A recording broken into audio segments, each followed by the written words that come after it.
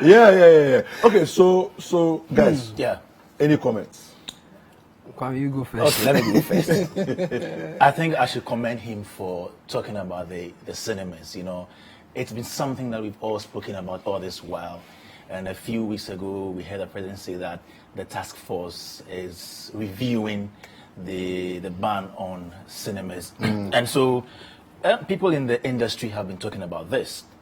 Now, I think that in as much as I find this interview and Sam George's submissions very useful to the industry, I also think that there are certain parts or portions in there that did not really reflect the true situation. Now, if you say, the question that Anaba asked was why government isn't giving attention when you go to Nigeria, corporate institutions and government invest in the arts.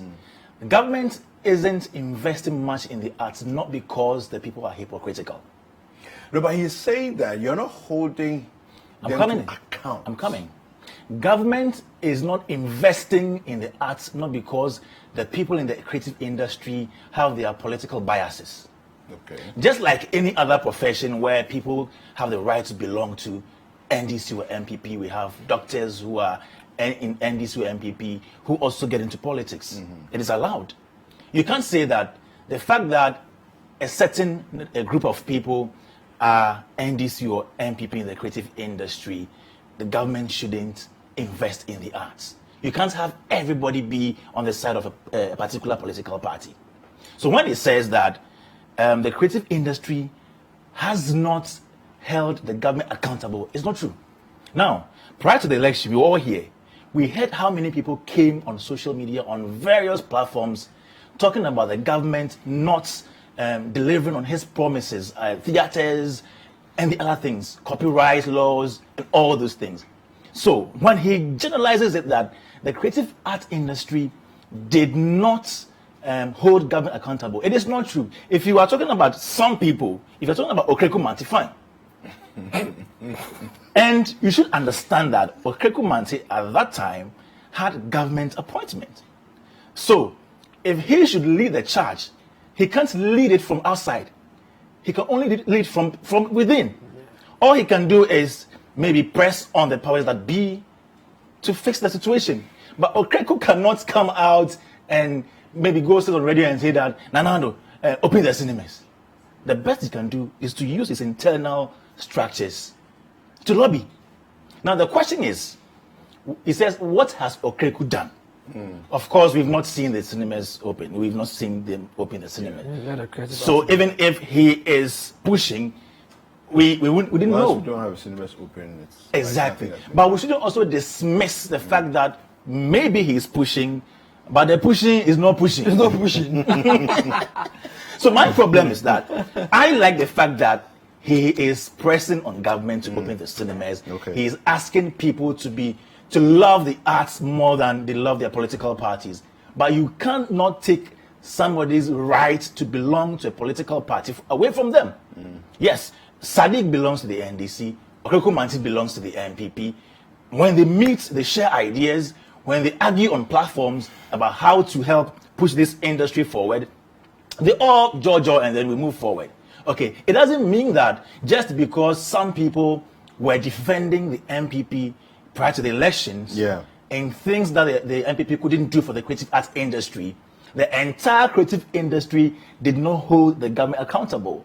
I remember I did so many articles on the theaters, from National Theatre air conditions, and people reviewed all these stories from the creative arts bill and all that. Now, I am one person who was very critical of Okreku Manti. I even wrote articles about him when he took some people to Spain for the festival in Spain, and he decided to pick some people he believed projected their works just because we didn't attend the final event to cover the final event. So he took his people there, and we complained.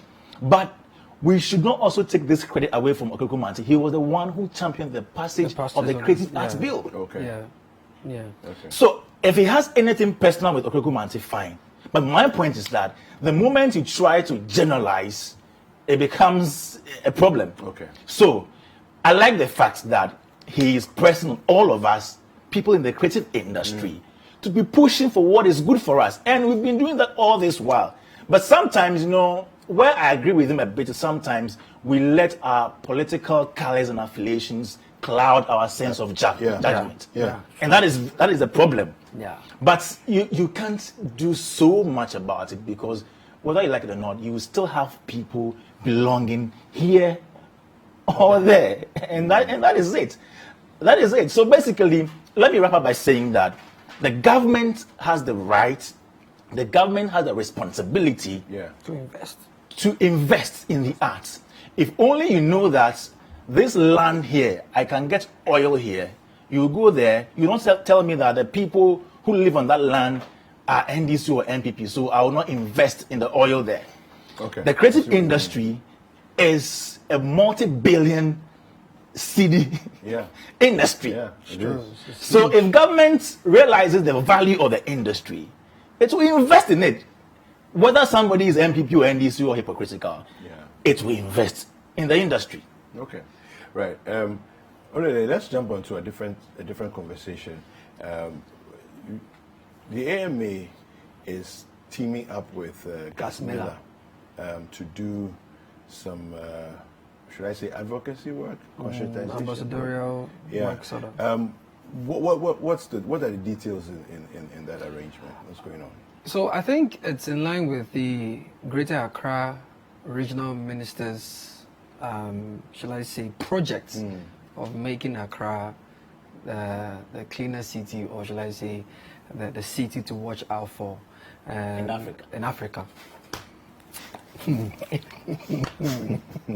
I'm sorry.